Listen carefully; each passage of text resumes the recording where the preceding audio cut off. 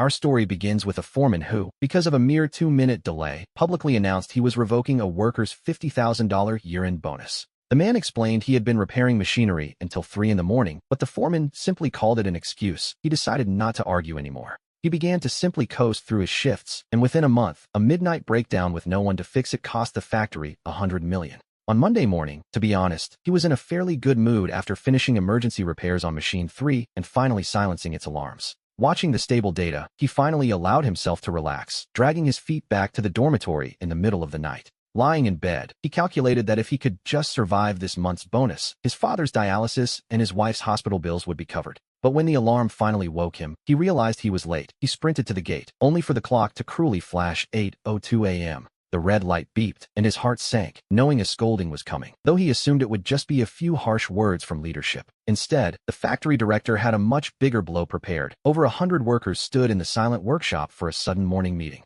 The air was thick with the smell of grease and cheap detergent, and there stood the director, clutching a stack of papers with a grim expression. He cleared his throat with an air of self-importance, his bloodshot eyes drifting toward the back of the room. The entire workshop fell into a deathly silence, and the man felt a buzzing in his ears, completely stunned by the announcement. 50,000 might not seem like much to the wealthy, but for him, it was 3 months of life-saving treatment for his father. It was the money for his wife's second delivery and the family's only hope for the upcoming new year. After a year of exhausting work, his co-workers gasped at the cruelty of losing such a sum over 2 minutes. How was he supposed to survive? Some muttered that they only worked for that hard-earned money, while others whispered that he only had himself to blame for being late. With some even gloating in the crowd, his throat felt as dry as cotton, and he had to force himself to breathe before he could speak. He told the director that Machine 3 had an emergency, and he repaired it alone until 3 a.m., only missing his alarm by a few minutes. To be perfectly honest, he hadn't even had time for breakfast, and his stomach was still growling from hunger.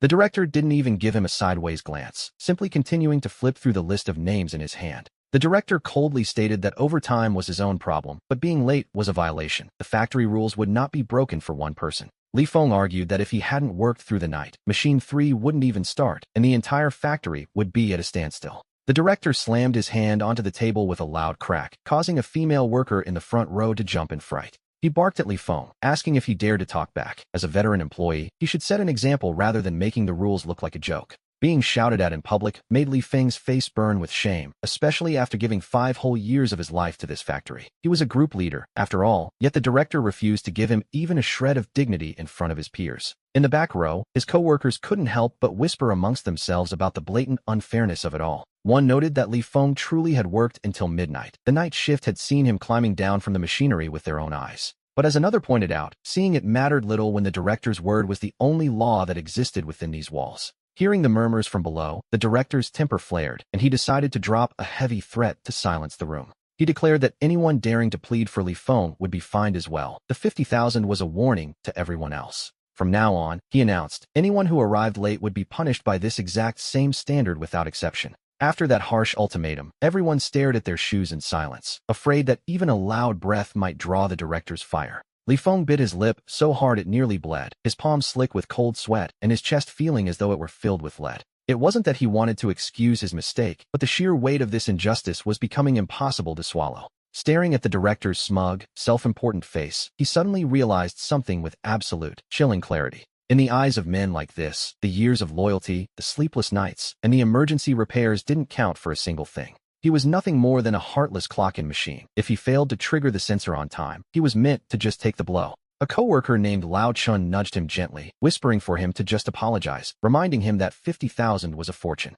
Li Feng took a deep breath and forced the words "this isn't fair" back down into his stomach, choosing silence instead. He reached up to straighten his hard hat, a cold smile tugging at his lips as he addressed the director with an eerily calm voice. "No problem, director," he said. "We'll do everything exactly as you've said." The director froze, clearly not expecting this troublemaker to cave so easily, before tossing the list down with an arrogant snort and dismissing the meeting. The workers scattered like ants from a disturbed nest. Some even went out of their way to avoid him, as if bad luck were contagious. And yet, a few brave souls leaned in to offer a sympathetic pat on the shoulder. They told him to just accept his misfortune, noting that this was the price for trying to go head-to-head with the boss. Li Feng remained silent, his steps feeling as heavy as lead as he began the long walk back toward Machine 3. Flashes of the previous night played through his mind, memories of crouching alone on the freezing concrete floor. He remembered reaching into the scalding machinery, his hands breaking out in heat rashes, coughing until his throat burned without stopping for a drink. While the rest of the factory slept soundly, he had been foolish enough to work through the night just to ensure production wouldn't be delayed. Looking back, it felt incredibly stupid. He stood before the massive machine and reached out to touch the metal casing, which was still warm. This old partner of his had been under his care since the day it arrived, back when he helped the outside engineers learn its every quirk. He knew which shaft would vibrate and which gear would whine. The moment the motor turned, he could pinpoint a fault with his eyes closed. For years, whenever the machines ground to a halt, everyone's first instinct was always the same: go find Li Feng. Even at 2 in the morning, he would jump out of bed and rush to the workshop the moment the phone rang, never hesitating for a second. And what was his reward? For the crime of being 2 minutes late, 50,000 in hard-earned money had simply vanished. His family's livelihood for the year was gone, leaving him to shake his head with a bitter laugh as his sense of loyalty was crushed underfoot. Lao Chun, seeing him standing there like a statue, leaned in and whispered, "Brotherly, can you really stomach this? Should we talk to the big bosses?" Li Feng shook his head decisively, knowing that reasoning with them was useless, leaving Lao Chun to wonder what he would do next. He simply pinned his ID badge back onto his chest and reached out to pick up a heavy wrench. "What else is there to do?" he asked, his voice flat. "From now on, we follow the factory rules to the letter." Lao Chen stood there with a look of utter confusion, clearly failing to grasp the weight of those words. Li Feng explained that if the rules said to start at a certain time, he'd arrive exactly then and leave the moment the clock struck quitting time. Once his assigned tasks were finished, he wouldn't spend a single extra second working. To do otherwise, he felt, would be a personal betrayal. Lao Chun froze for a few seconds, stammering that Li Feng used to arrive 30 minutes early every single day just to check the lines. Li Feng simply replied that such behavior was a symptom of his former madness, a lapse in judgment he didn't intend to repeat. As for being the reliable worker who provided free labor, well, anyone else was welcome to take that thankless role. And it was in this very moment that a definitive plan began to take shape in the back of his mind. He wouldn't cause a scene, he wouldn't argue, and he certainly wouldn't be the one to resign first. Instead, we see him decide to stick to the black and white of the law, following his labor contract with surgical precision. If the factory insisted on treating its people like emotionless screws in a machine, then he would play the part perfectly. He would be a rusted, stubborn screw, turning exactly as many times as required, and not a single rotation more. As for whether his precious Machine 3 or the entire production line would eventually grind to a halt without his extra care, well, he decided to leave that particular headache for the director to deal with in due time. The moment the clock struck the end of the shift, he dropped his tools and began a literal 100-meter dash toward the exit. He sprinted to the time clock, punching out with a speed that would have made an Olympic athlete proud. To him, staying in the factory for even 1 second longer than necessary felt like a monumental waste of his life. The following morning, we find him timing his entrance perfectly, racing into the factory grounds with only 3 seconds to spare. As the machine beeped and the green light flashed, he felt a surge of grim satisfaction deep within his chest. The fool who used to provide 30 minutes of free labor every morning was gone. To be honest, he wasn't coming back. Now, we see him timing his arrival down to the very second, while old Chen watches him from a distance with wide eyes. "Brotherly, you've completely let yourself go," Chen remarked. "It looks like you've decided to just give up and rot." Li Feng simply shrugged, noting that since the leadership demanded everyone follow the rules, he was merely complying. He was, in his own words, strictly adhering to the established routine, nothing more and nothing less. After saying this, he intentionally slowed his pace, walking even more leisurely than an old man strolling through a park. But as he wandered toward the workshop entrance, he ran straight into the factory director, as if bumping into a ghost. The director stared at him with a darkened expression, while deep down, Li Feng couldn't help but let out a cold laugh. He looked at Xiao Jianwei, knowing this was the result of years spent treating honest people like free labor and squeezing them dry. In the past, he arrived early every single day without receiving so much as a thank you for his efforts. Now, simply clocking in on time made him feel as though he were committing some sort of unforgivable divine sin. "My, you certainly timed your arrival perfectly today, didn't you?" the director remarked with a biting edge. Li Feng calmly asked if it wasn't best to strictly follow the factory's rules and regulations in all matters. The director was instantly choked up, finding himself completely unable to come up with a retort. That arrogant, overbearing look on his face visibly crumbled right before our eyes. It was a satisfying sight, to be honest. As the morning meeting began, the director kept shooting sharp, dagger-like glares in Li Feng's direction. He watched as Li Feng stood there as still and unresponsive as a wooden post, offering nothing extra. When Li Feng didn't step forward to hand over the equipment inspection report like he used to, the director's expression soured further. It seems that when a capitalist can no longer exploit someone for free, they feel as though they've suffered a massive personal loss. The moment the meeting was dismissed, the director raised his voice, drawing out his words to deliver a pointed warning. "That's all. Everyone disperse," he called out. "Get to work immediately. All of you move it." His words were loaded with hidden meaning, clearly a test to see how he would react. He was waiting to see if Li Feng would act like a loyal lapdog and offer to stay for overtime. Instead, Li Feng simply turned and walked away, not granting him so much as a parting glance. Old Chen followed behind, desperately stifling a laugh at how beautifully Li Feng had handled that confrontation. Li Feng just gave a nonchalant shrug, knowing that if he didn't show them some backbone, they would continue to believe he was a free repairman on call 24 hours a day. To be honest, that deep-seated, nameless anger was still smoldering inside him. But the more frustrated he felt, the more he insisted on following the contract with polite, rigid precision. He needed to open their eyes to what happens when he stops clearing the path every single morning. He wanted to see if this broken factory could even function, and as expected, things soon fell apart. He hadn't been at a station for even half an hour before machine number 3 began throwing a tantrum. The conveyor belt's speed dropped visibly, stuttering as it struggled to keep up with the line. The new apprentice, Su, panicked instantly, frantically pressing buttons on the control panel while muttering to himself. The young man turned around in a desperate search for help, his face pale with worry. Meanwhile, we see Li Feng taking his sweet time, casually rummaging through his toolbox for the right wrench. The director rushed out of his office with a dark expression, demanding to know why the speed had dropped again. Someone noted that Li Feng usually checked these things in advance, but he simply hadn't gotten to it yet. Upon hearing this, the director looked as though he might actually explode right there on the spot. He complained that as the team leader, if Li Feng didn't care, the entire production line would suffer. Li Feng simply tossed his wrench onto the table and spread his hands, asking if working early counted as overtime. The director scoffed, asking why his attitude had changed when he used to always arrive early to get a head start. Li Feng calmly replied that things were different now, reminding him that just yesterday, the director insisted rules were absolute. If it wasn't time to start yet, why would he touch the machines and risk intentionally breaking those precious rules? A deathly silence instantly fell over the workshop as everyone waited for the director to lose his temper right then and there. But he couldn't squeeze out a single word, simply gritting his teeth while the production line continued to stutter and fail. Less than 10 minutes later, machine number 3 let out a sudden, heavy thud that made the entire workshop floor tremble. The young apprentice nearby was shaking as he stammered that the machine had stopped. Meanwhile, the director's face turned pale as paper. A breakdown meant the entire line was paralyzed and orders would be lost, prompting the director to scream at Li Feng in a panic. He accused Li Feng of just standing there to watch a joke and ordered him to get over there and fix it immediately. Li Feng remained unmoved, stating he wasn't on strike, but warned the director that shouting at him wouldn't work anymore. Nearby, we see old Chen desperately trying to stifle his laughter, his shoulders twitching from the sheer effort of holding it in. He whispered to Li Feng that he was going to give the man a stroke at this rate, which, honestly, was a fair assessment. The director's face turned a sickly shade of purple as he was forced to swallow his rage and change his tone entirely. With a strained voice, he finally asked Li Feng if he would be so kind as to take a look at the problem. Only then did Li Feng nod, leaning into the machine to inspect the gears, and within 2 minutes, he had identified the fault. The drive belt had slipped. He had warned them yesterday it was failing, but management had stubbornly refused to approve the purchase. Under the high speed of today's shift, the hidden danger finally exploded, and Li Feng stood up to brush the grease off his hands. He told the director plainly that he had requested the replacement yesterday, and since they declined, his hands were tied.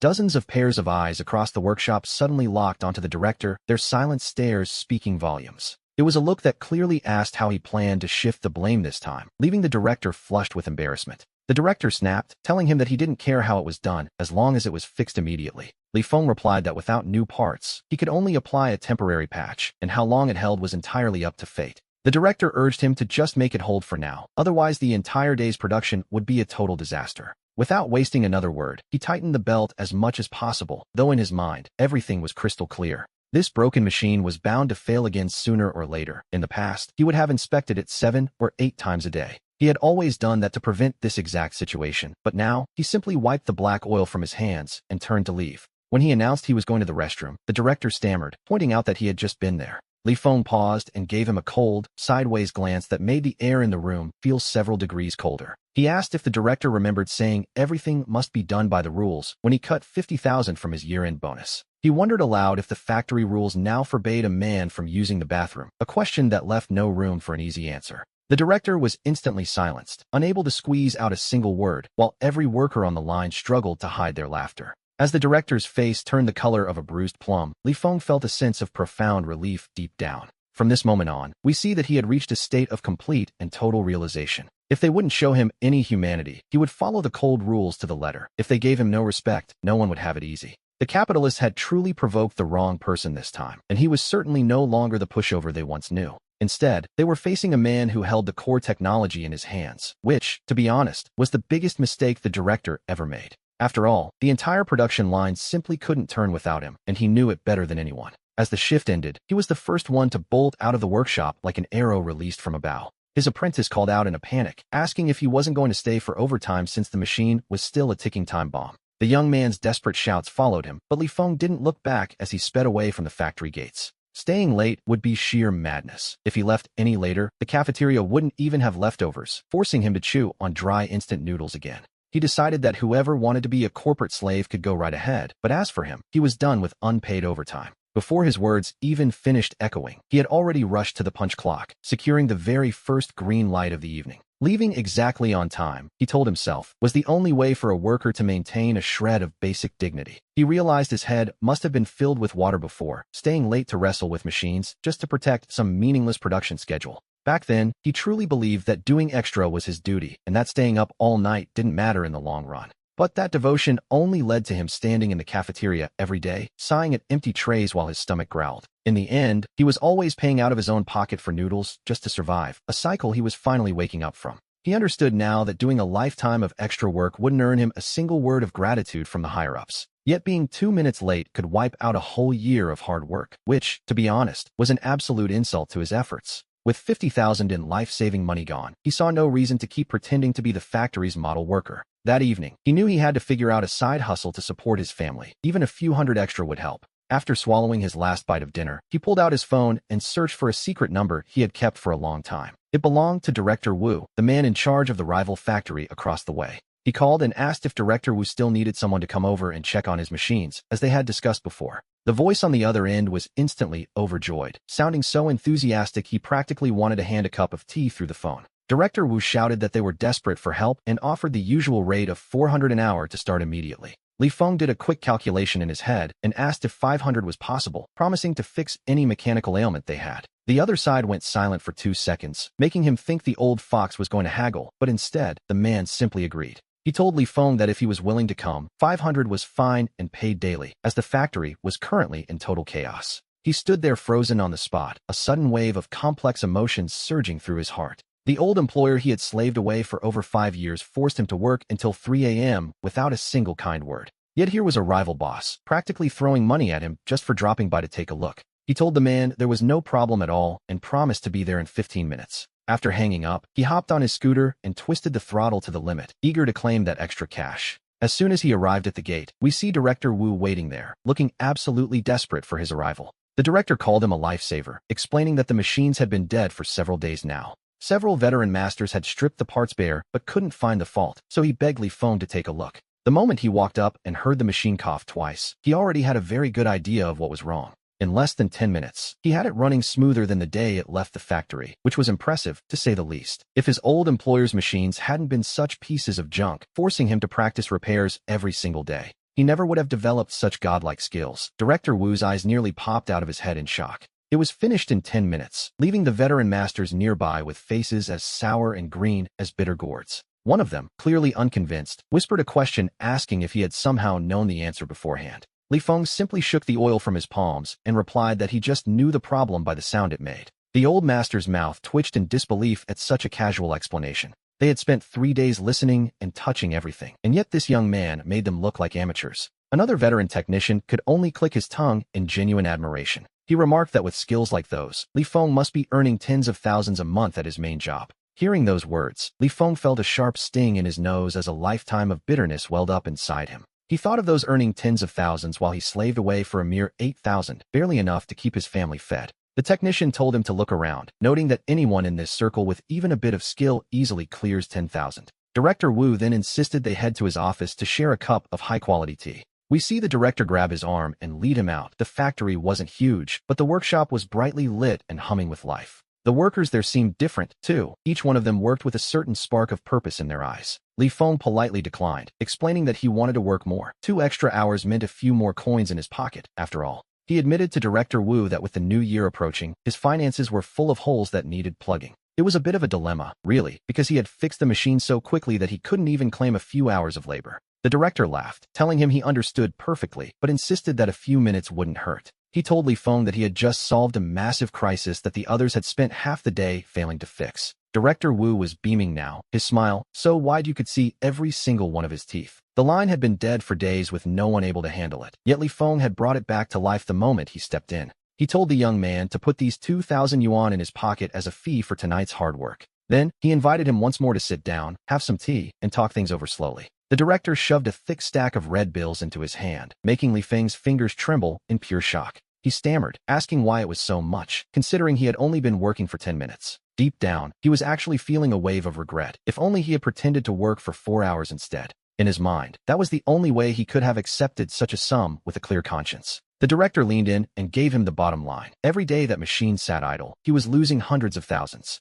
Since Li Feng had filled that massive hole for him, the director was more than happy to pay him well for the rescue. Director Wu leaned in and told Li Feng he was a true genius, suggesting he should quit his job and join him for a salary that would dwarf his current pay. These words felt like a warm fire suddenly heating up the deepest corners of his heart. To be honest, he never expected this boss to be quite so generous with his offers. It seemed the director truly treated skilled craftsmen like royalty, or perhaps even better. Li Feng found himself momentarily speechless. After all, quitting a job right before the new year is usually a massive risk. The director told him not to rush his decision, suggesting he go home and think it over slowly. However, he did have one small request, explaining that with the year-end orders piling up, his team was truly at their limit. He asked if Li Feng could come by after his regular shift just to keep an eye on things and maintain the equipment. Money wouldn't be an issue, he promised, even if Li Feng just sat there and played on his phone the whole time. As long as the machines kept running through the night, he wouldn't hesitate to pay 2,000 yuan per evening. He pleaded for help just to get through these last 2 months of the year, his tone so sincere it was impossible to refuse.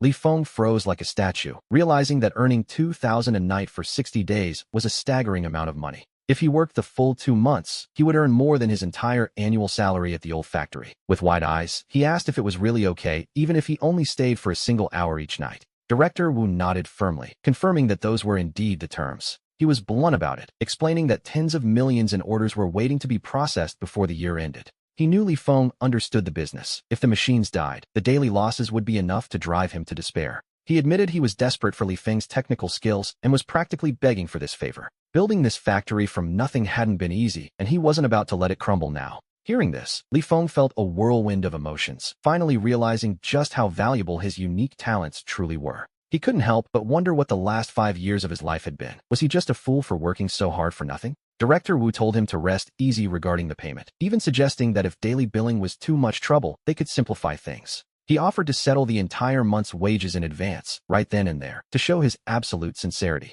If a bank transfer was inconvenient, he was even willing to bring a suitcase full of cold, hard cash directly to him. The director reached for his phone, ready to call finance and have the money delivered to the workshop immediately. Li Feng quickly stammered that there was no rush, his voice trembling slightly from the sheer shock of the offer. To be honest, his tongue felt tied in knots. After years of being exploited, he wasn't used to being treated this well. This sudden windfall felt like a gift from the heavens, and he found it difficult to even process his good fortune. He managed to suggest that daily payments would be perfectly fine, expressing his deep gratitude for the opportunity. Director Wu insisted that he was the one who should be grateful, as Li Feng was saving him from a potential disaster. As he spoke, the director leaned forward and refilled Li Feng's cup with more of the expensive hot tea. Li Feng decided it was time to head back to the workshop floor to conduct a thorough inspection for any hidden issues. He stood up, feeling a bit self-conscious that he had earned 2,000 yuan after only tinkering with the machines for 10 minutes. The money felt so significant that even the high-quality tea in his hand seemed to lose its flavor by comparison. Director Wu smiled, noting how much he appreciated a man who focused on the work and called for someone to guide him. The director explained he had a meeting to attend and left the fate of the machines entirely in Li Feng's capable hands. After the instructions were given, Li Feng was led straight back into the heart of the noisy, bustling workshop. We see him walking through every corner of the floor, his ears tuned to the mechanical rhythm like a doctor with a stethoscope. He meticulously serviced every single machine, working with focused energy until the clock finally struck 11 at night. Listening to the smooth, rhythmic roar of the factory, he felt a profound sense of peace. And who could blame him, really? Only by working this hard did he feel that those 2,000 yuan in his pocket were truly well-deserved. As he hopped onto his small moped and began the ride back to his dormitory, he pulled out his phone to check the time. The screen was absolutely covered in missed calls, every single one of them from his frantic co-workers back at the old factory. Earlier, while Li Feng had been focused on the urgent repairs, he had instinctively switched his phone to silent mode. When he finally opened WeChat, his notifications had exploded, showing over 99 unread messages waiting for him. The messages were desperate, asking where he had gone and reporting that machine number 3 had broken down yet again. The night shift crew was complaining that they couldn't even start the engines, begging him to come back and save them. The sales department was breathing down their necks because a client had suddenly moved up a delivery deadline. The main machine refused to start, and several other units on the floor seemed to be joining the strike in sympathy. Everyone was at their wits' end, pleading for their group leader to return, while the factory director was heard screaming in the halls. The workshop group chat was a total war zone of panic, but for Li Feng, his shift had ended a long time ago. He had just finished his private contract work, so he slowly and deliberately began to type out a calm response. He told them whatever it was could wait until morning, as he had no intention of performing any more unpaid labor. At this point, he wasn't willing to give that place a single second more of his life for free. He then clicked on a message from Director Wu, and there it was, a transfer notification for a staggering 60,000 yuan. The director sent a message expressing his immense gratitude, having just returned to the factory after his dinner. He thanked Li Feng profusely for clearing out every single mechanical hidden danger on the workshop floor. He explained that this was the advance payment for the entire month of hard work he expected from him. The director urged him to accept the money immediately and insisted that he shouldn't even think about refusing it. This boss was truly generous. Li Feng had assumed the earlier talk of advance pay was just polite corporate chatter. He froze for a brief moment in surprise, then sent back a quick thank you and decisively clicked to accept the payment. His fingers were actually trembling as he tapped the screen. From now on, he was absolutely leaving his old job the second his shift ended. He decided then and there to save all his evening energy for protecting Director Wu's interests instead. Originally, he had planned to pitch his technical skills to other factories if Director Wu didn't have enough big projects for him. With the new year approaching, every production line was working overtime, and expert technicians were in high demand everywhere. At a critical time like this, as long as one was willing to work hard, there was a fortune to be made for the holidays. A little exhaustion was nothing compared to the real nightmare, having an empty pocket when the new year arrived. For a middle-aged man carrying a mortgage and supporting a family, making money was the only logic that truly mattered. His mind was filled with the image of his father waiting for medicine and his wife's belly growing larger by the day. The thought of those mounting expenses was suffocating, yet with this new income, he finally felt a sense of hope again. Having finally escaped those nights of unpaid overtime, he fell into a sleep that was, quite frankly, incredibly refreshing. Knowing he had earned back double the bonus that the greedy factory director had stolen from him made his resentment vanish instantly. He didn't even have a single dream, sleeping soundly until the morning light filled the room. The next morning, we see him arriving at the factory once again, clocking in with exactly 3 seconds to spare. As the green light on the time clock flashed, he leisurely pulled out his phone, and the screen lit up immediately. The display was crowded with desperate cries for help from the workshop group chat, which he scrolled through with a smirk. To be honest, it was almost impossible for him to suppress a laugh at the chaos unfolding in the messages. It seemed machine number 3 was officially dead. The sound of it failing had apparently shaken half the factory floor. The director had even rushed in at 2 in the morning, screaming at the night shift leader until the poor man burst into tears. Li Feng tucked his phone away and whistled as he strolled into the workshop, pretending to be completely oblivious to the disaster. Li Feng put on his best look of confused innocence, and as he wandered over to machine number 3, he found a massive crowd already gathered. Everyone looked utterly miserable, like wilted vegetables after a storm, while the director stood right in the center, stiff as a wooden post. His eyes were bloodshot from staying up all night, looking like a man who had lost everything in a 3-day gambling marathon. The director suddenly spotted him and roared, asking where on earth he had been while the machine was collapsing into this pathetic state. Li Feng simply adjusted his safety helmet with a casual flick, maintaining a face of pure, unadulterated innocence. He calmly explained that he had finished his shift on time the previous night and clocked out exactly as scheduled. After all, he noted, the director's own strict rules were supposed to be more important than anything else, and he was just being a model employee. That remark hit like a physical blow, leaving the director rolling his eyes and gasping for air as if he might actually faint. Nearby, several apprentices were biting their lips so hard they bled, their shoulders shaking as they desperately tried to suppress their laughter. The director ground his teeth to hold back his rage, forcing a smile onto his face that looked, quite frankly, more painful than crying. He pleaded with Li Feng to take over and look at the machine immediately, hoping to salvage what was left of the day. If machine number 3 didn't start running again soon, their entire production capacity for the day would be completely ruined. Li Feng narrowed his eyes and gave the machine a cold, sweeping glance, asking if the replacement materials he requested had finally arrived. The director's eyes darted around guiltily as he began to stammer, trying his best to play dumb about the missing parts. Li Feng couldn't help but let out a cold laugh, reminding him that he had reported the failing drive belt days ago, yet the request was ignored. The vast workshop suddenly fell into a dead silence, so quiet that you could have heard a pin drop on the concrete floor. The director's face turned a sickly shade of green, looking like a trapped fly as he began to huff and puff in frustrated desperation. Li Feng simply shook his head in resignation, watching the man struggle with the consequences of his own greed. The director was practically jumping up and down in anxiety, begging him to find any way possible to just make the machine spin again.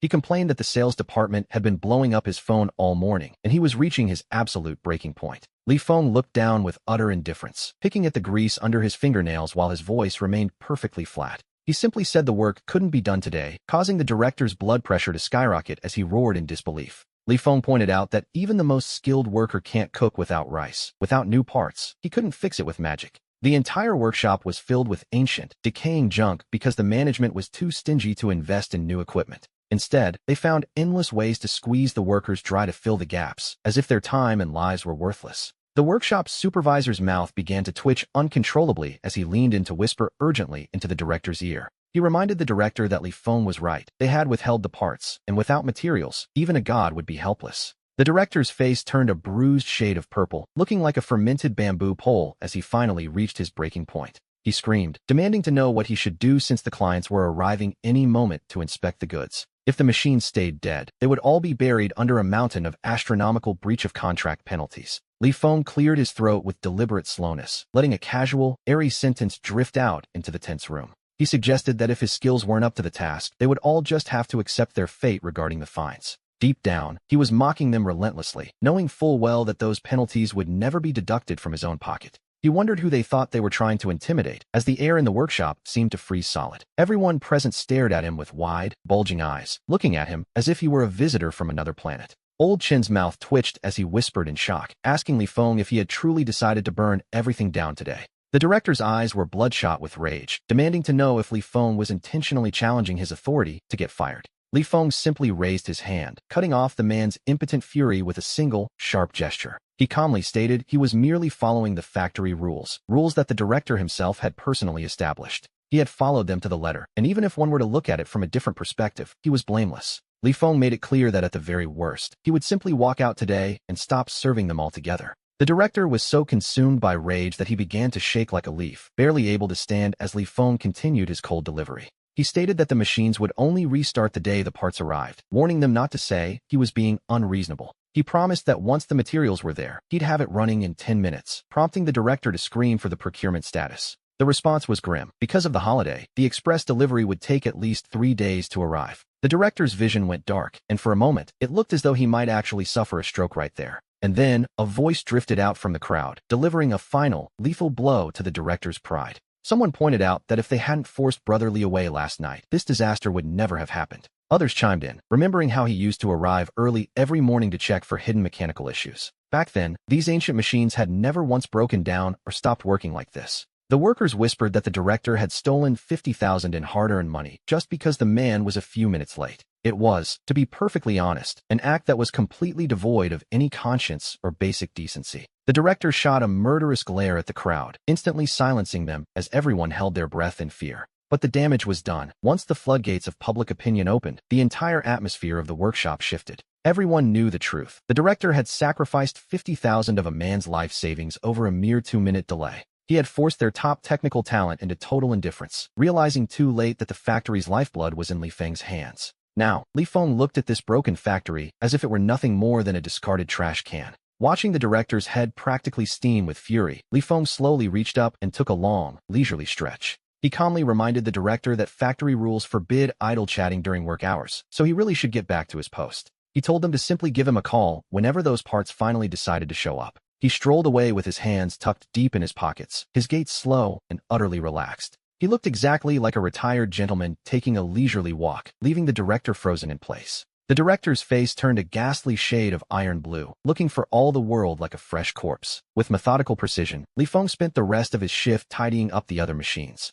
To anyone else, these piles of scrap metal were a death sentence, but in his hands, they obeyed. With the year-end rush, the machines ran 24 hours a day, and the unmaintained parts were worn smooth. In fact, it would have been a miracle if they hadn't broken down under such conditions. In the past, whenever this kind of disaster struck, the workers would simply grit their teeth and endure. Anyone too exhausted to keep their eyes open would nap in a corner for 10 minutes before returning to work. As the senior figure, he used to go days without sleep just to keep the line moving. Back then, he viewed this job not just as a paycheck, but as an inescapable responsibility. The others were often resentful of the forced overtime, leaving him to shoulder the burden alone. To be perfectly honest, he knew these machines better with his eyes closed than the director knew his own son. His young apprentice leaned in close to whisper, asking if Li Feng was truly planning to quit for good. He asked the boy if he should stay and play the saint after his bonus had vanished into thin air. Listening to the nearby machinery, he reached out and gave a knob a quick turn, silencing a sudden rattle. The apprentice asked if he had found a new job yet, but Li Feng only gave him a knowing look.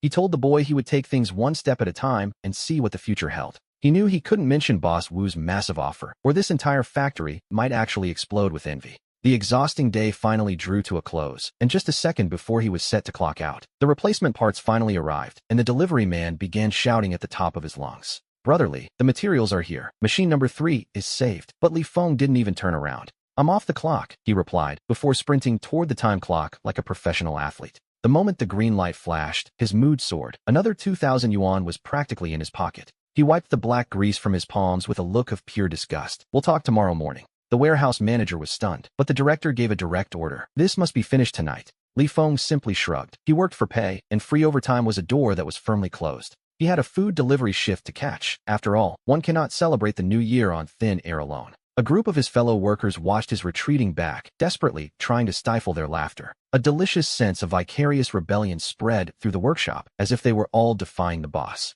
The veteran employees lowered their voices, unable to believe the sheer audacity of the scene. It was truly a sight to behold. In their eyes, Brotherly was a real man who feared nothing. Meanwhile, the director stood at his office door, craning his neck to see the commotion. His face was dark with rage. "Where are the parts? Get them installed. And where on earth is Li Feng?" The warehouse manager began to tremble under the director's furious gaze. "The parts are here, but Li Feng has already left," the director roared. "What? Call him back, immediately." The poor manager looked as though he were on the verge of tears. "He's long gone, sir." He sped off on his electric scooter like a man on a mission. He told them he was off to deliver food for extra cash, and honestly, no one could stop him. The director fumed, wondering who actually ran this factory, just as the sales department called with more demands. The deadline was looming. At 10 o'clock tomorrow morning, the client would arrive to inspect the goods. The director's face instantly shifted from a deep, angry purple to a deathly, pale white. If the client saw machine number 3 out of commission, the order was doomed, and the penalties would bankrupt the factory. His legs began to shake so violently that he collapsed against the doorframe, wondering if Li Feng would even help tomorrow.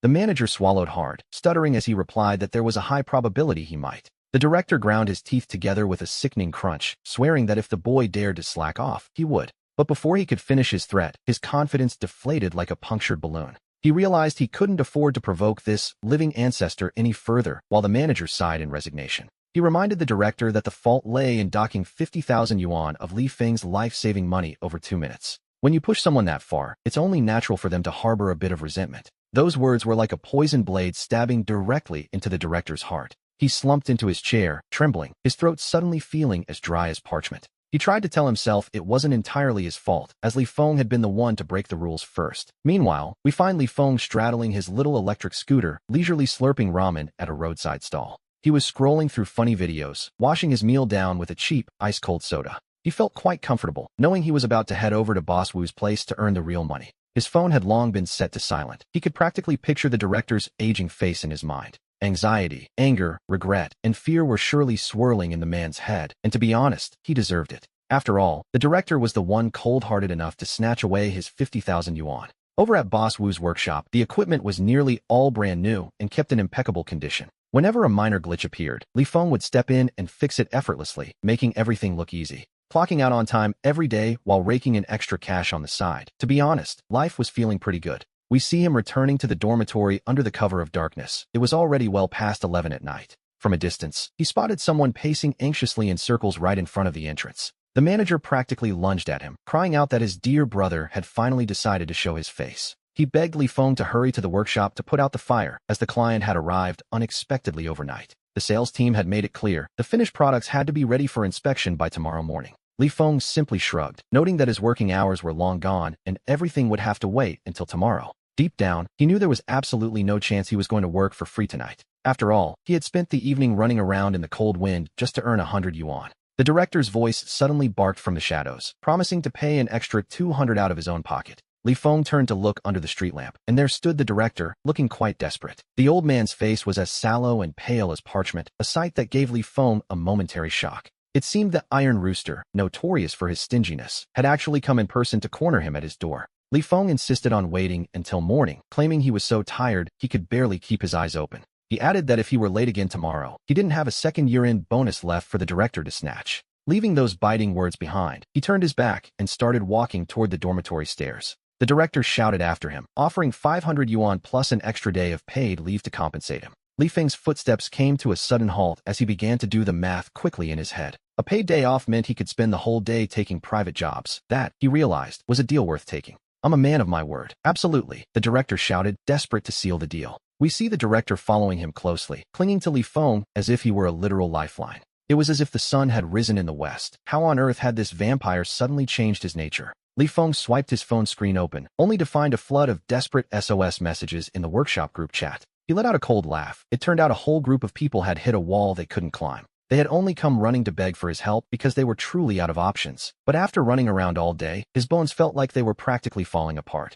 The warmth of his bed seemed much more inviting, so he intentionally drawled his response and kept walking upstairs. He didn't care how urgent it was. He had seen far too many of these empty promises before. To be honest, he wasn't about to release the hawk until he saw the rabbit. Cash first, always. Our protagonist was the type who hated being called from behind while walking at night. And that irritation doubled when it was a black-hearted director doing the calling. 500 in cash, plus 2 full days of paid leave. Is that enough? The man pleaded. Li Feng, don't you dare walk away. The young man's footsteps came to a sudden, sharp halt. It seemed this old fox had truly been pushed to the very edge of a breakdown. All that arrogant dignity he usually carried around like a shield had shattered into 1,000 pieces on the floor. Li Feng turned around with deliberate slowness. 500 plus 2 days off. Are you brave enough to put that in writing and sign it right now? I'll sign it. If you want a formal note, I'll write it this instant, the director stammered. Deep down, Li Feng gave a heavy, cold snort of derision at the man's sudden desperation. He thought back to how arrogant the man had been when he waved away $50,000 of his hard-earned money.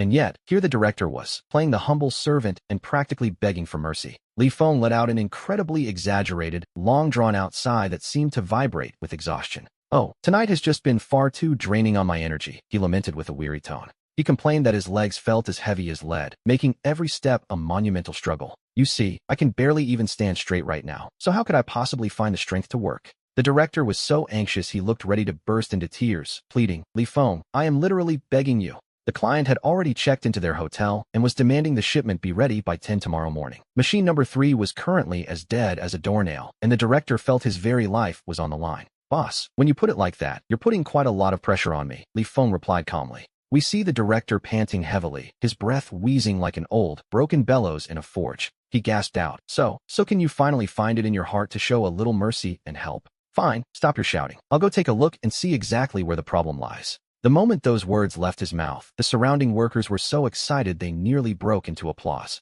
To be perfectly honest, Li Feng wasn't the type of person to simply stand by and watch someone drown. However, he knew that with a boss who looked down on others, one had to peel back a layer of his pride first. Only then would the man truly learn what it meant to respect technical expertise. As he approached machine number 3, the crowd parted instantly, creating a path for him like a red carpet. The massive machine sat there lifelessly, looking like nothing more than a giant, useless hunk of scrap metal. Just as he knelt down and reached for the metal cover, a fellow worker rushed over to give him a report. Brotherly, we've been secretly wrestling with this piece of junk for 2 hours and haven't made any progress at all. The director was standing nearby, so anxious he looked ready to cry, while the sales department's phones were ringing off the hook. They had asked about this machine 800 times already, and Li Feng couldn't help but let out a cold, knowing smirk. It was nonsense, really. Every time they faced a life-threatening technical crisis like this, he was the one called to fix it. Hearing those words, the director's facial muscles gave a sudden, violent twitch of embarrassment. Li Feng shone a powerful flashlight into the machine's belly, and the fault was more obvious than a scar on a bald man's head. The drive belt had been chewed to pieces and stripped bare, causing the entire axis to shift completely out of alignment. If they had tried to force the power back on, the entire workshop floor would have been ruined along with it. It's no exaggeration to say that if he had arrived an hour later, the core spindle would have been completely destroyed. He lowered his voice and cursed coldly, asking which blind fool had installed the base without securing the anchor bolts. A new apprentice began to tremble with fear and weakly raised his hand to speak. He explained that the director had told them to ignore the issues and just start the machine to meet production quotas. The director was so furious at being exposed that he looked like he might stop breathing right then and there. Shut your mouth right now, he barked. Would it kill you to say a few less words? Li Feng didn't bother dealing with their drama and simply raised his voice to start calling out for what he needed. He demanded the number 8 and 12 wrenches immediately, telling them to move fast and bring the tools over. The workers around him reacted as if they'd been given a shot of adrenaline, sprinting off to fetch the equipment. The very moment he took the tools in his hands and began to work, the noisy workshop fell into a sudden, heavy silence. It was a total, breathless stillness that gripped everyone present. Then, the harsh sound of metal grinding against metal rang out, and everyone held their breath, waiting for the result. We see the entire crowd standing frozen, their eyes glued to Li Feng's hands as they fly through the machinery. 10 minutes pass, then 20, then 35, and just like that, he's finished. He pulls off his oil-stained black gloves and tosses them, letting them trace a dark arc through the air. They land on the table with a heavy thud, leaving the director standing there as still as an ice sculpture. The man could only stammer in disbelief, asking if it was truly fixed or if this was some kind of joke. Li Feng simply told him to go press the start button and find out for himself. With fingers trembling violently from nerves, the director reached out and pressed down hard on the ignition. The massive number 3 machine hummed to life, sounding very much like a great beast waking from a nap. It ran so smoothly, it was as if the gears had been lubricated with silk. The sound was enough to bring a man to tears. The workshop fell silent for 2 heartbeats before the entire place absolutely erupted in cheers. The workers shouted that Brother Li was a genius, a man who had performed a genuine miracle before their eyes. They hailed Li Feng as the true god of the factory, and to be honest, it was hard to argue with them. Even the workshop director, a man who had seen everything in his time, could only click his tongue in amazement. He admitted that in all his years in the industry, he had never seen anyone with such terrifyingly fast hands. The director's legs went weak with relief, and for a moment, it looked as though he might actually drop to his knees. He called Li Feng his savior, swearing that if anyone ever dared to dock a single cent from his pay again, he would personally fight them, promising that from now on, Li Feng's word was law in the factory. Li Feng, however, wasn't moved by the flattery and merely shot him a cold, sideways glance. He told the man to stop the nonsense and simply ensure the repair slips and 500 yuan were on his desk by morning. The director agreed instantly, promising to have the money ready right then and there. The director, his hands still trembling, pulled out his phone and transferred the money via WeChat right in front of everyone. He asked nervously if the repairs were truly finished for good this time, hoping for a definitive answer. Li Feng assured him everything was perfect, and as for the remaining adjustments, he decided to take 2 days off. The director told him he could take as long as he needed, and Li Feng nodded, quite satisfied with that arrangement.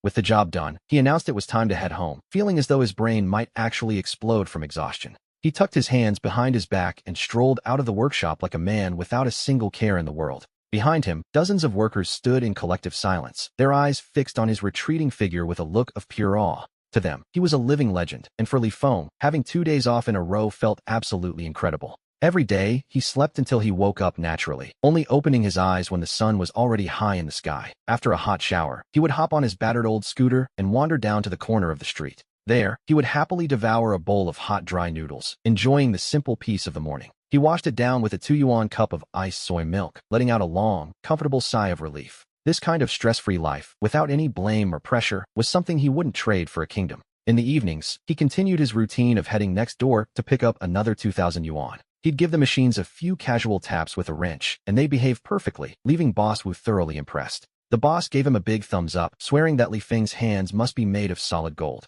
Li Feng joked that the boss was being far too sweet, suggesting that any more praise might earn him a 6-month contract. When the break ended and it was time to return to his original factory, he planned to stick to his usual low-profile routine. However, the moment he clocked in and looked up, he froze in his tracks, completely caught off guard. Several unfamiliar faces had suddenly appeared in the workshop, standing there as stiff and straight as boards. They looked even more professional and imposing than the workshop director himself. At that moment, a colleague leaned in, whispering mysteriously into Li Feng's ear. He explained that those men were top-tier experts the factory director had just hired for a fortune. Word was they earned 12,000 a month, a figure that made Li Feng click his tongue in annoyance. That salary was a massive investment, especially considering Li Feng had worked himself to the bone only to lose 50,000. The director was essentially using that stolen money to fund these high-priced grandpas, a truly shameless calculation. It seemed his own hard-earned blood and sweat was destined to support them for the next 2 months. A wave of bitterness washed over him, though to be honest, it vanished almost as quickly as it appeared.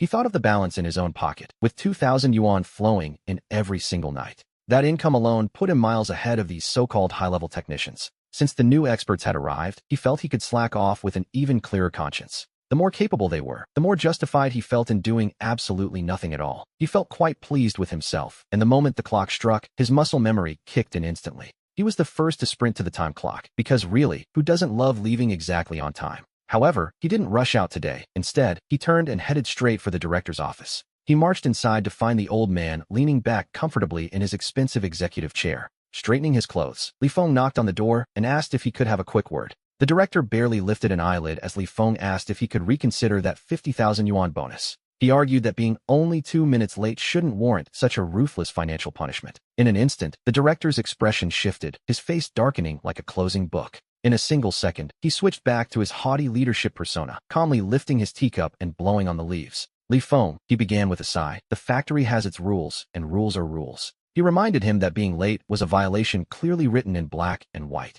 If he were to make an exception for him now, every worker in the factory would start showing up late every day. He asked how he was supposed to lead his team then, suggesting that Li Feng should try to understand his difficult position. Li Feng stared intensely at that face, remaining completely silent for 3 long seconds. It was truly an education in hypocrisy, using people when needed and discarding them the moment they weren't. Now that the crisis had passed, the director had immediately resumed his old, arrogant ways. Suppressing the fire rising in his chest, Li Feng tried to offer the man a graceful way out. He suggested that even a smaller deduction would suffice, but the director's skin was thicker than a steel plate. His expression didn't change in the slightest, remaining as cold and immovable as stone. He dismissed the request as completely unreasonable and told him it was absolutely impossible, giving a casual shrug. Li Feng nodded, realizing that since the man had chosen to be heartless, there was no room left for sentiment. He decided then and there to continue his path of doing the bare minimum as another month flowed by like water. We see that the new experts had arrived with stacks of diplomas that could probably reach a meter high.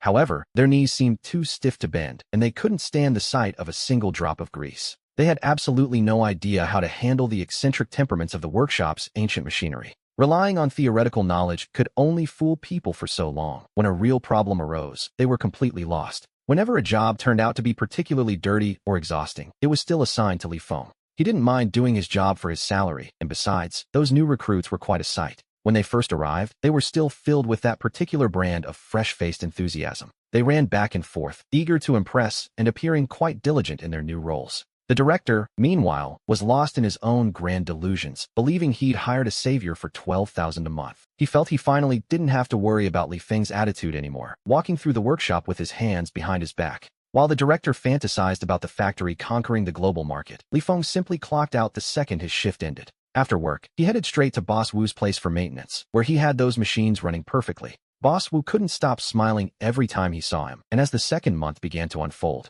the man happily transferred the remaining 60,000 directly into Li Feng's account. To be honest, this life of doing the bare minimum while collecting 2 paychecks was becoming quite comfortable. But just when everyone assumed the newcomers were ready to take over the heavy lifting, a devastating disaster was quietly gathering strength in the shadows. The director had no idea that his current arrogance would soon be met with a brutal reality check. Li Feng continued his routine of leaving exactly on time, refusing to stay a single second longer than necessary. As it turned out, the illusion of peace didn't even last a few days before it completely shattered. We see him entering the workshop one morning just after clocking in, only to find a commotion. He looked up to see those high-priced experts surrounding machine number 5 like a swarm of confused bees. Their brows were knitted in frustration, and their expressions looked as though they had just seen a ghost. As he strolled over to listen, he found the group huddled together, complaining bitterly about the equipment. They claimed the structural design of this old machine was practically an insult to human intelligence. They couldn't understand how it could be so ancient, especially since the screws on the drive shaft were completely seized.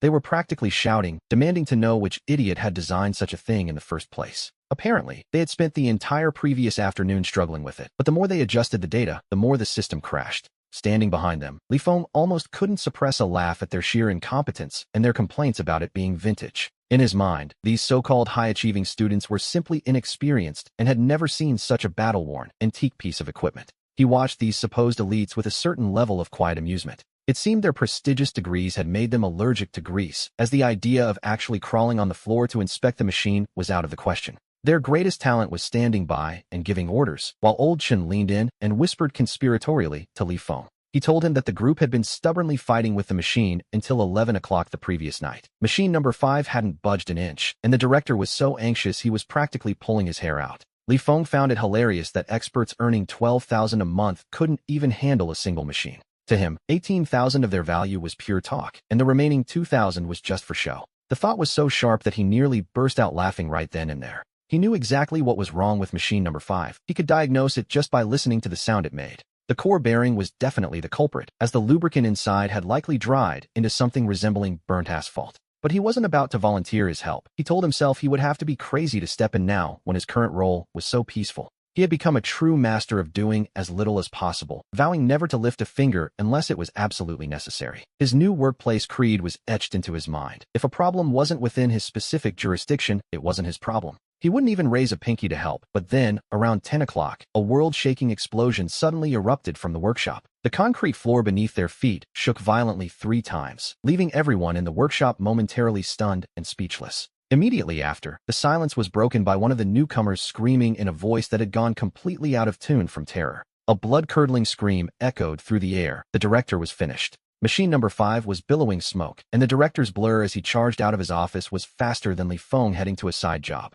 He demanded to know what happened, especially since they had guaranteed just yesterday that the machine was fixed. The newcomers were pale with terror, their lips trembling so violently they could hardly speak. They began frantically making excuses, insisting they had followed every single repair protocol to the letter. But as soon as they turned on the power to adjust the parameters, the director seemingly lost his mind. He roared that every second machine number 5 stayed idle was burning real money, questioning if they had any brains at all. His eyes were bloodshot with rage, looking as though he might actually cough up blood right onto the motherboard. The workshop chief was sweating profusely and wiping his forehead, realizing that without Li Feng, they were in deep trouble. The newcomers couldn't handle the pressure, and the director's face grew so dark it looked like a storm cloud about to burst. Suddenly, he whipped his head around and threw a sharp, murderous glare directly at Li Feng. Li Feng happened to be walking by carrying a large wrench, staring blankly at the ceiling as if he hadn't a care in the world. He looked completely unbothered by the chaos, which prompted the director to demand that he step in and handle the situation. Li Feng simply replied that he was busy with his own assigned tasks, and that machine number 5 wasn't his responsibility. The director was so choked by that response he nearly fainted, his face turning the color of a bruised, moldy purple tomato. Beside him, the high-achieving students with their fancy salaries looked absolutely devastated, their faces ashen. They wished they could vanish into the floor, though one of them remained stubbornly defensive despite the obvious failure. He told the director not to worry and suggested they try one more time, but the moment his finger touched the start button, a terrifying, bone-shaking sound of tearing metal erupted, making everyone in the workshop jump in unison. This time, the machine didn't even smoke. It simply triggered the highest level of overload protection and died completely. The alarm shrieked through the workshop, sounding less like a warning and more like a pig being slaughtered. The director was so terrified that every last drop of color drained from his face in an instant. His lips trembled uncontrollably, as if he were suddenly facing a ghost rather than a machine. Beside him, Old Chun let out a long, desperate sigh, realizing that the situation was now officially a lost cause. The vast workshop fell into a deathly silence, the atmosphere becoming as heavy and oppressive as a funeral procession. Dozens of eyes turned in unison toward Li Feng, everyone waiting for him to be the one to break the deadlock. The newcomers were also stealing glances at him from the corners of their eyes, their gaze practically screaming for help. It was a silent admission that they were useless, and we see the director's arrogant leadership facade finally crumble. His pride had shattered into dust as he shuffled over to Li Feng's side, looking thoroughly defeated. His voice was now as thin as a mosquito's buzz as he whispered, "Li Feng, I'm begging you." He asked him to just take one look, but just as Li Feng was about to speak, his phone vibrated in his pocket. He took his time pulling it out, seeing a WeChat message from Boss Wu that had just arrived. The message called him a brother and invited him over early for a top-tier seafood feast tonight. Boss Wu added that as long as Li Feng was there, his heart felt completely at ease. Looking at the screen, Li Feng's lips curled upward so much he nearly laughed out loud right then and there. On one side, people were shamelessly crying for his help, while on the other, he was being treated like a deity. This contrast between fire and ice was, to be honest, a feeling of pure, soul-satisfying triumph. He slowly raised his head, staring at the director's panicked face, and let out a few slow, deliberate words. He asked why the director was coming to him, since the factory had just spent a fortune on high-level technicians. Since they were such highly educated elites, he suggested the director should probably be asking them for instructions instead. The director's Adam's apple bobbed violently as he swallowed a mouthful of bitter regret. The newcomers looked as though they'd been slapped in public, their faces turning a shade of crimson usually reserved for baboons. His mental defenses finally collapsed entirely as he pleaded, "Li Feng, I'm begging you." He admitted that in the entire factory, Li Feng was the only one who truly understood machine number 5. A heavy silence stretched for 3 full seconds, though Li Feng wasn't actually planning to let them drown. It wasn't that he was heartless, but when dealing with people who burn bridges the moment they cross them, he knew that if he didn't let them bleed a little now, they would never learn to respect technical skill. He took a deep breath, his gaze turning cold and sharp, his voice carrying a piercing weight despite its low volume. He reminded the director of their last meeting in the office, where he'd been lectured about following regulations above all else. Since the rules had been set, he suggested they should probably stick to them quite strictly now. He pointed out that machine number 5 wasn't his responsibility, and if he were to suddenly interfere, it would look like he was stealing the livelihood of the high-level technicians, and we see how inappropriate that would be. The director's face turned as white as paper as Li Feng simply tucked his wrench back into his pocket. He turned back to his own work, his heart as steady as an old dog, completely unbothered by the chaos around him. At the end of the day, he was just a worker doing his job for a paycheck, minding his own small corner of the world. As for the rest of the mess, to be honest, it wasn't his problem. He waited until the 5:30 bell finally rang. Once again, he transformed into a blur of motion, sprinting to be the first one out the door. He clocked out exactly on the second, a feeling that was, quite frankly, pure bliss, and brushed the dust off his hands. He hummed a little tune, feeling wonderful, while the experts earning $12,000 a month were in a very different state. They were practically pulling their hair out in clumps, wondering why on earth the parameters were crashing again. One of them muttered in disbelief, wondering how a machine he tuned with his own hands could possibly be failing so miserably. The workshop director felt his brain buzzing with static, pacing back and forth like an ant on a scorching hot griddle. He barked at the group, asking if they really called this repairing, while the top-tier graduates turned as pale as ghosts. They stammered that they had truly given it their all, though, to be honest, their all wasn't nearly enough. Deep down, Li Feng knew he could fix that scrap metal just by listening to its rhythm, while these experts couldn't fix it if they worked together for a lifetime. Standing nearby, the factory director watched the disaster unfold, his mouth twitching uncontrollably with pure anxiety. But by then, Li Feng was long gone. When the clock strikes 5:30, not even the heavens themselves could keep him at his post. He scoffed at the idea of staying for unpaid overtime. Anyone expecting that from him was clearly living in a dream world. He hopped onto his battered old scooter, letting the evening wind whip past him as he sped through the streets like a bolt of lightning. We see him later that night around 9 o'clock, feeling perfectly content as he sits in Boss Wu's factory sipping hot tea. He had already tuned 2 machines until they were running perfectly, leading Boss Wu to marvel at Li Feng's almost divine skill. The boss joked that such steady hands must be an ancestral secret passed down through generations of masters. He urged Li Feng to head home early, insisting he shouldn't overwork himself, as even a light touch from him was enough to fix anything. The older man admitted his heart only felt at ease when Li Feng was around to show off his incredible talents. Thanks to him, the factory's orders were moving as smooth as silk, and Li Feng just smiled, waving off the praise to keep working. However, just as he went to wipe his hands, his phone began to vibrate so violently it felt as if it were plugged into a high-voltage socket.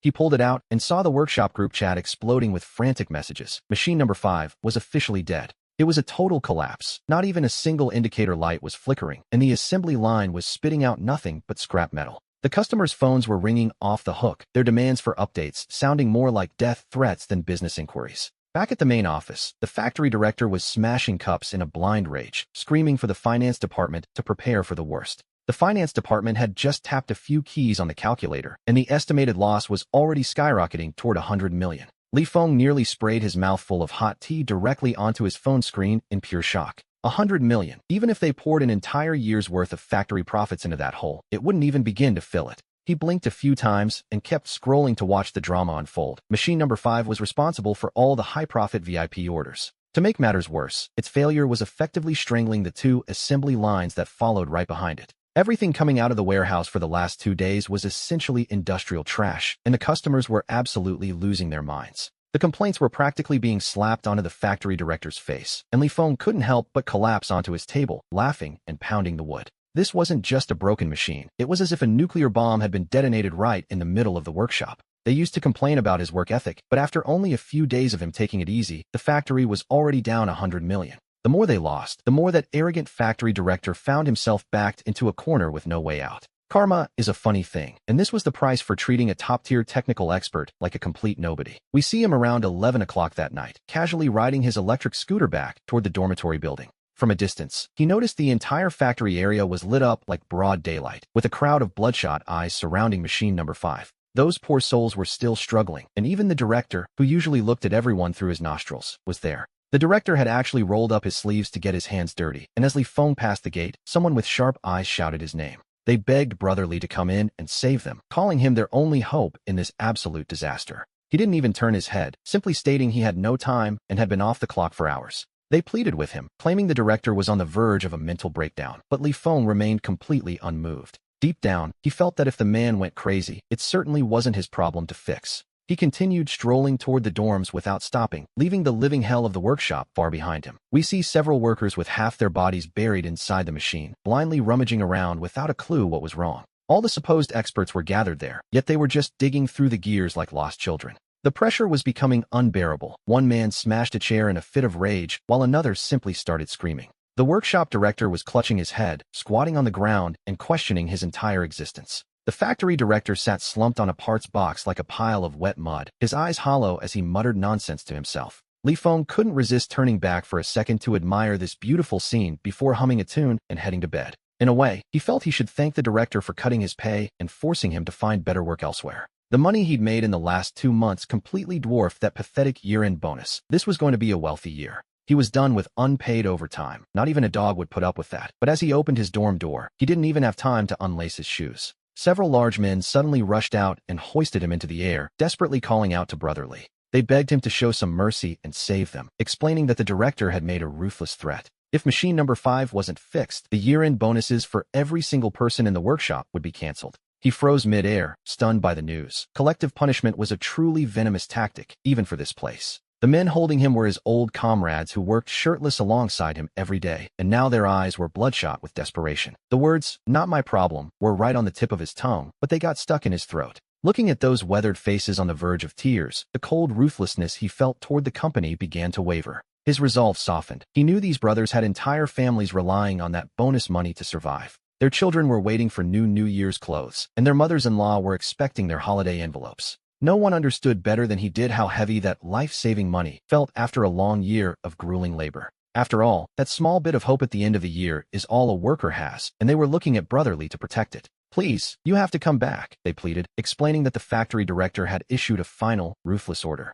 If they couldn't bring this great Buddha back to the workshop, everyone's hard-earned money would vanish into thin air. Hearing this, Li Feng almost lost his composure and burst out laughing right then and there. He thought to himself that the old man was certainly playing a cunning game of high-stakes manipulation. Stealing his own bonus wasn't enough. Now the director was threatening everyone's livelihood just to force him to bow down. It was truly a disgusting display, especially considering how boldly the director had pocketed Li Feng's 50,000 earlier. He had been so arrogant then, but now that he had kicked a steel plate, he was suddenly afraid of the pain. Li Feng's expression turned cold as he remembered how the director had openly robbed him of his year-end bonus. He wondered why none of these men had stood up to say a word back then. They had all stayed silent while he was wronged. After a tense second, Old Shin spoke up sheepishly, admitting that no one expected the director to act like such a mad dog. If the bonuses were truly cancelled, the consequences for their families would be absolutely devastating. They wouldn't be able to face their wives. One man even mentioned his wife was 8 months pregnant. He was counting entirely on that money to buy formula and supplies for the baby that was about to be born.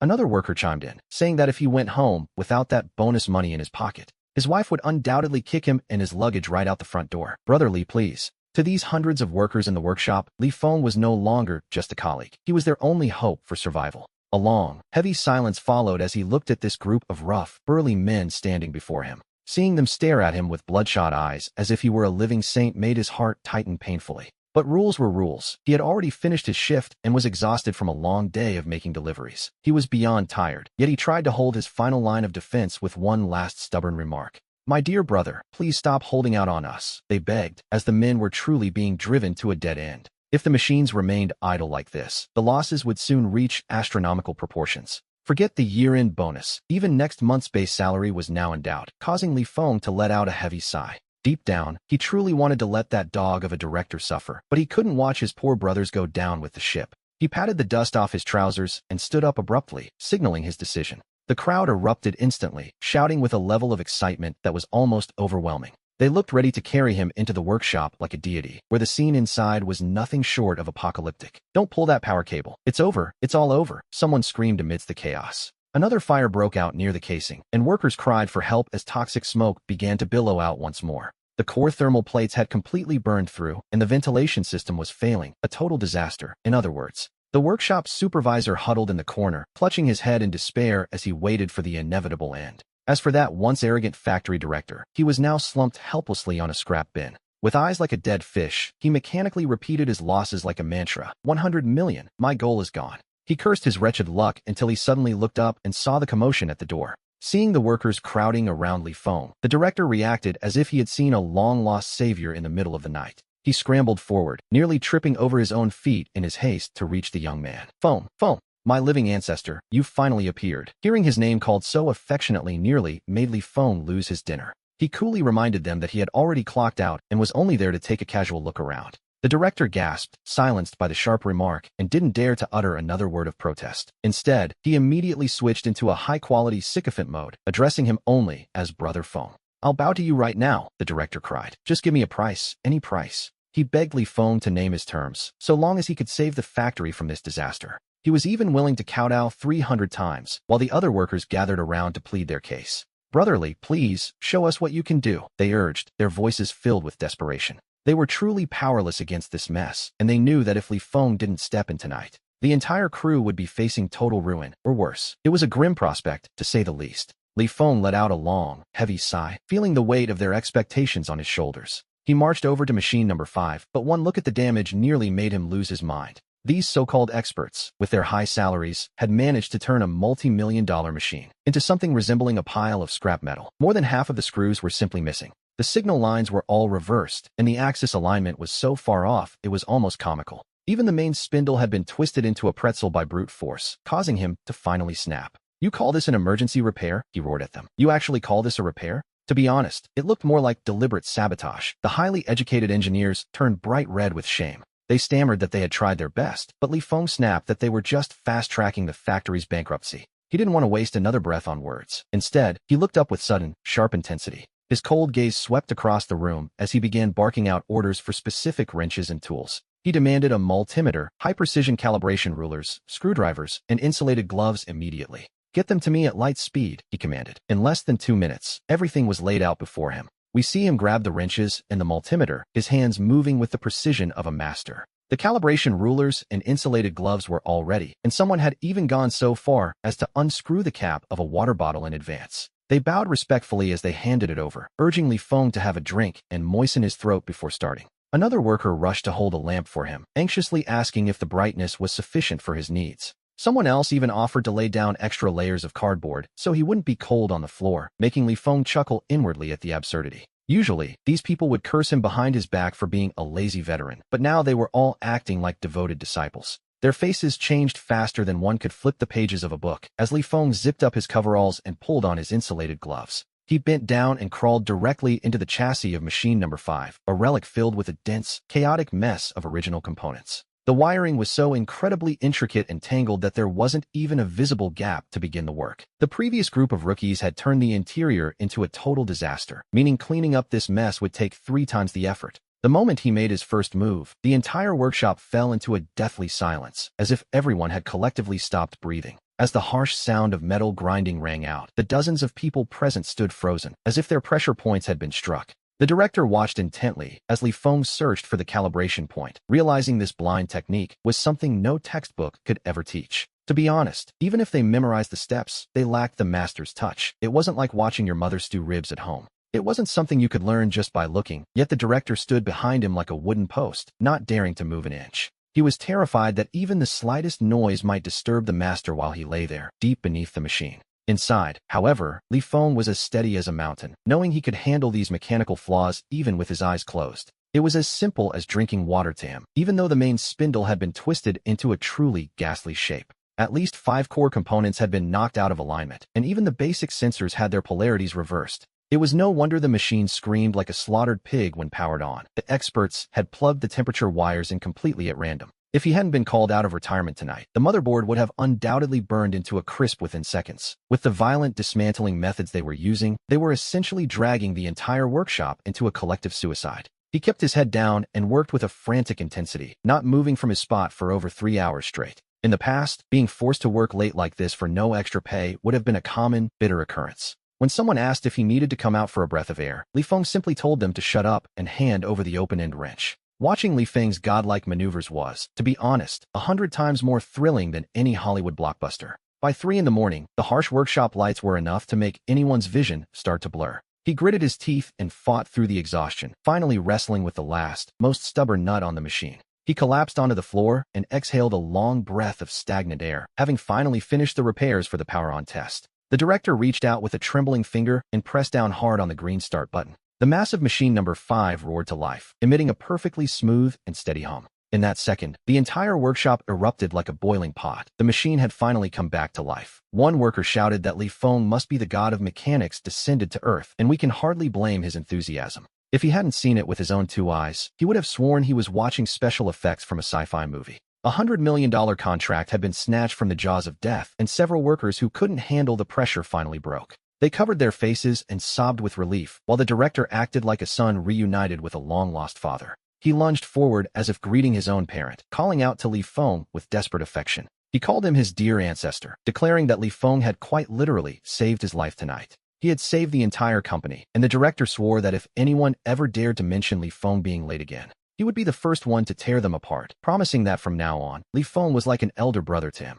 He vowed to treat him with more respect than the chairman himself, promising to follow wherever Li Feng pointed. He promised never to stray from Li Feng's direction, offering to approve any amount of money the man requested immediately. If he wanted a long vacation, it was granted. If he wanted a promotion, the director would process the paperwork overnight. Li Feng, feeling as though his very bones were falling apart, forced his eyelids open to give him a tired glance. He asked if this meant the $50,000 year-end bonus that had been unfairly snatched away would finally be returned. The director reacted as if he'd been hit by a high-voltage current, his entire body jolting with a sudden, sharp realization. He insisted on returning it, promising not just the $50,000, but adding another $20,000 from his own pocket. He declared he would pay $100,000 if asked, even calling Li Feng his own father in his desperation. The surrounding workers couldn't help but laugh at the director's lightning-fast change of heart, which was truly a sight to behold. It was a transition smoother than any digital filter, and honestly, we can't help but find the absurdity a bit amusing. They remembered how arrogant he had acted when he originally signed the order to deduct that $50,000.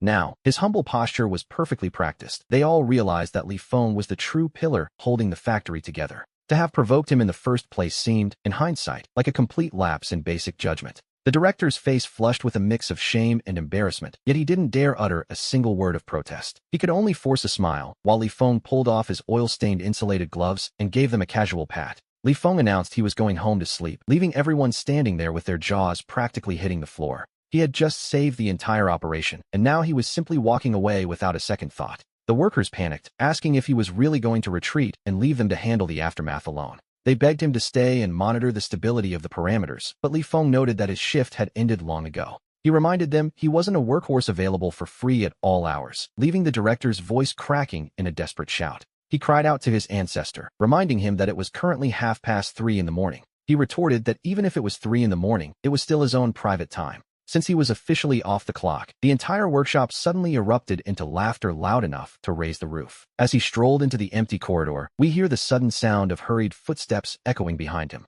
Just as he was turning toward the dorms, the director came sprinting over, panting heavily like a desperate lapdog. Blocking his path, the man insisted that this time, he was being completely sincere. He offered a solemn apology, admitting that every single thing that had gone wrong was entirely his fault. He begged Li Feng to be the bigger person and not to stoop to his level of pettiness. He confessed that he had a big mouth and was clearly missing a few brain cells, which, to be honest, was a fair assessment. He pleaded with Li Feng not to quit, promising a promotion and a massive raise as soon as spring arrived. As long as he didn't walk away, the director told him he could name any conditions he wanted. Li Feng came to a sudden halt. It seemed the old fox had finally caught wind of his plan to jump ship. He had thought the man would stay stubborn to the end, but here we see the director bowing his head in the middle of the night. The once arrogant director was now desperately trying to claim credit through submission and apologies. A playful, cold smirk curled on Li Feng's lips, yet he didn't waste a single breath on harsh words or threats. He simply noted that no one can truly guarantee what will happen in the future. He suggested they just take things one step at a time, a comment that made the director's legs turn to jelly. The man nearly collapsed right there in the hallway as Li Feng dragged his tired feet back to his dorm room. He didn't even have the energy to wash off the machine oil. He felt as though the very marrow had been drained from his bones. He collapsed onto his hard bed like a dead weight, and within 2 minutes of his head hitting the pillow, he was out cold. His snoring was thunderous, until early the next morning when he bolted awake and grabbed his phone to check the time. At exactly 10 in the morning, Li Feng suddenly bolted upright in bed like a corpse rising from the grave. He realized he was completely finished. He was late again, and his heart began racing like an engine at full throttle. His chest throbbed with anxiety, especially considering the director's notoriously petty and narrow-minded nature. The man would usually throw a fit over a 2-minute delay, and now Li Feng was a full 2 hours late. Being 2 hours behind schedule meant he was almost certainly facing a public announcement of his dismissal. His name would likely be pinned to the factory's pillar of shame forever, but then a sudden realization struck him. Deep down, he remembered that just last night, he had single-handedly saved this crumbling factory from a massive financial disaster.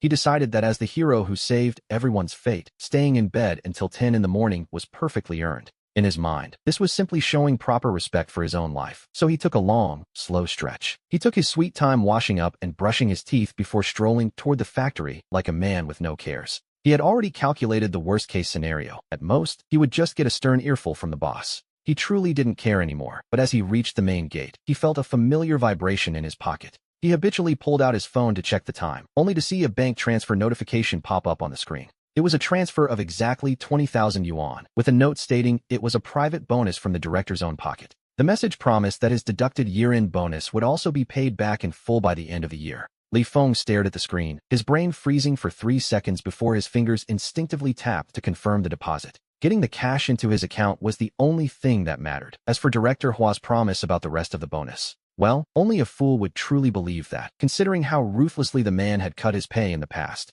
He doubted there was any real sincerity in this sudden generosity, and he certainly wasn't going to fall into the same trap twice. He had just tucked his phone back into his pocket, feeling the warmth of the device against his leg. We see the administrative manager of Director Hua standing there, and this sudden, grand reception gave Li Feng quite a start. Deep down, he wondered what the man was thinking. It was nearly lunchtime, so calling this an early arrival was a bit of a stretch. The manager insisted that as long as Li Feng showed up, it counted as early, explaining that the director had issued a strict order. He was to report Li Feng's arrival the very second he appeared, leaving our protagonist momentarily speechless at the absurdity of it all. After 5 years of slaving away in this rundown factory, he had never once experienced this kind of royal treatment. The moment he stepped through the workshop doors with his head held high, a sense of satisfaction washed over him. He told himself that everything he had gone through was finally, and quite literally, worth the effort. In the distance, machine number 5 was humming with a smooth, rhythmic roar that sounded like music to a worker's ears. The workshop's supervisor, who usually did nothing but bark orders, reacted as if he were witnessing the arrival of a deity. He practically slid across the floor to greet him, exclaiming that Li Feng had finally graced them with his presence after his rest.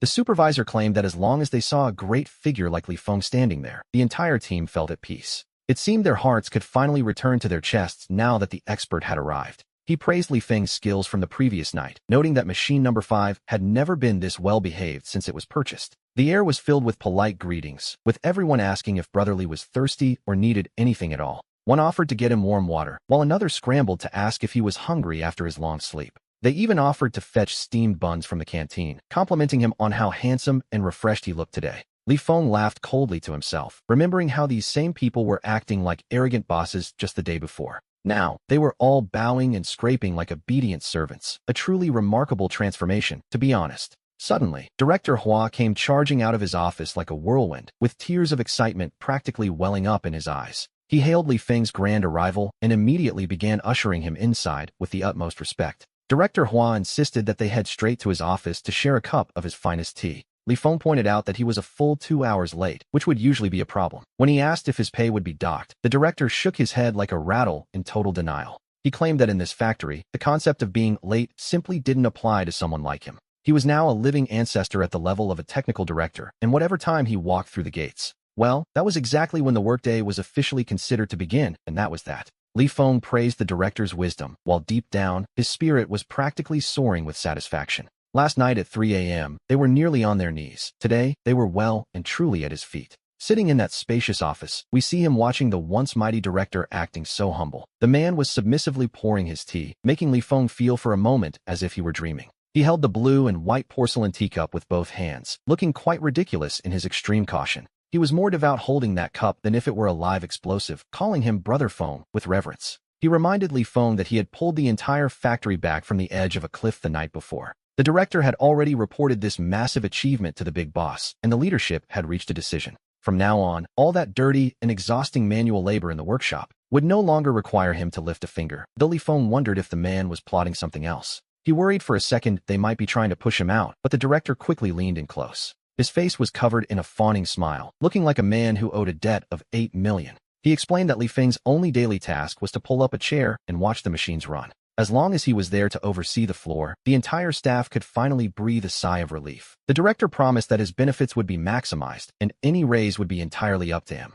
He told Li Feng to name a price without negotiation, a display of shameless flattery that left our hero speechless. Seeing his silence, the director assumed the stakes weren't high enough and continued to pledge his absolute loyalty. He insisted that whenever Li Feng wanted to rest, he could take paid leave whenever he pleased. The director promised to approve any request instantly, even if he just needed time off for personal matters. He wouldn't even need to invent an excuse. He could simply walk out the door at any time. In the event of extreme weather where his skills were needed, the terms would be even better. Overtime would be paid by the minute at whatever rate he chose, and as for being late, starting today, his name would be placed directly on the permanent whitelist of the time clock system. If he felt like heading home early, leaving would be considered not only reasonable, but perfectly legal. And if napping at a desk was uncomfortable, the director offered to personally buy him a Simmons mattress. He was ready to move it right into the workshop, all while Li Feng held his steaming teacup. Li Feng had to bite his lip quite hard to keep himself from bursting into a fit of laughter. The director then lowered his voice mysteriously, his face wearing the humble expression of a devoted servant. He pleaded with Brother Feng, practically begging him as if his life depended on it. He implored him never to think of quitting again, for without a true god like him, the factory wouldn't last 4 hours before facing total ruin. From now on, in this facility, even Li Feng's casual remarks would carry more weight than the director's own official red stamp decrees. Li Feng slowly took a sip of tea, raised an eyebrow, and asked about his 50,000 yuan year-end bonus. He asked if it was truly safe from deductions this time, to which the director vowed to fight anyone who tried. The director swore that not a single cent would be deducted, not now, and certainly not ever. Next spring, I'll double it to 100,000, he cried, practically worshipping Brother Feng. He declared that Li Feng was now the irreplaceable, beating heart of the entire factory. On the surface, Li Feng remained calm, though he knew these grand promises were likely just future fantasies. A leopard rarely changes its spots, and capitalists usually only learn their lesson after a painful wake-up call. Outside, the cheerful roar of machine number 5 signaled that the delayed orders were finally back on track. Having saved the factory from immeasurable loss, he now received the highest level of flattery from the executives. Even those arrogant, high-degree technicians now stood at attention the moment they saw him from across the yard. As for his greatest wish now, it was simply to reach the end of the shift and leave immediately. He planned to hop on his favorite little motorcycle and head over to Boss Wu's place for some easy work. The goal was to pocket another 2,000 in extra cash, a divine opportunity to earn easy money. Only a fool would pass that up, so his daily routine remained as steady as a rock. He arrived exactly on time and left the second the clock struck, even if the machine started smoking. He treated the director's desperate office promises as nothing more than the frantic ramblings of a panicked man. For a worker, he knew that unless a promise was written in black and white with an official seal, anything not already sitting in his bank account was total nonsense. Still, with cash already in his pocket, he enjoyed these divine days of zero overtime, casually strolling around to check on the machines he had fixed. The machines were perfectly obedient now, much like the staff who treated him with the reverence of an ancestor. Deep down, he couldn't help but feel that this was what it truly meant for a worker to finally stand tall. Even those once arrogant newcomers now made sure to greet him properly every single day. The workers were suddenly full of energy, calling him brotherly, with voices sweeter than if they were greeting their own fathers. They showered him with blessings, claiming his current state was so powerful he could probably tear a lathe apart with his bare hands.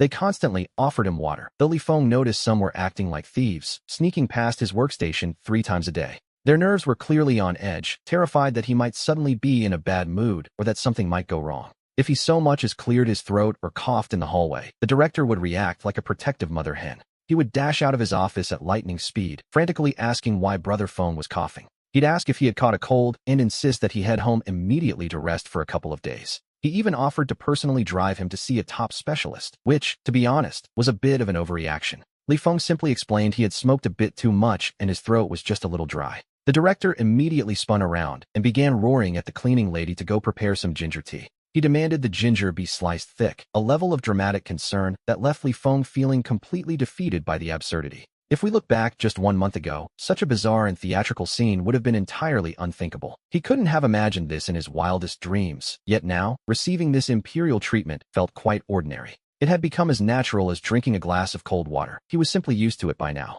Sometimes a dangerous thought even crossed his mind, that he could probably push them even further if he wanted to. He felt he could be even more arrogant, especially since the director was now obsessed with the idea of his promotion. The director spent every day dropping frantic hints in his ear, promising a massive raise the moment the new year passed. He insisted the amount was entirely up to Li Feng, as long as he would just give a nod of approval. The director even promised to personally supervise the finance department to ensure a special approval process just for him. He claimed that his previous meager salary was nothing short of an insult to Li Feng's divine technical skills. The director insisted they had to use cold, hard cash to reflect the terrifying value of such a top-tier talent. Every time Li Feng heard these empty, grandiose promises, he simply responded with a meaningful, cold smirk. As far as he was concerned, all those big dreams could wait until after the new year was over. He had all the confidence in the world now and didn't lack for anything. Deep down, he saw through the game perfectly. He knew that as long as he stayed here, the director would be forced to bleed money just to keep him satisfied. If he were to simply walk away, this entire broken factory would turn into a pile of scrap metal in a matter of minutes. After living for nearly 40 years and being ground down by society for so long, he had finally learned his lesson. He had finally grasped the ultimate law of the workplace. As long as you hold a core technology that no one can match, even the most powerful person in the world would have to bow down and play by your rules. And to be perfectly honest, the feeling was absolutely exhilarating.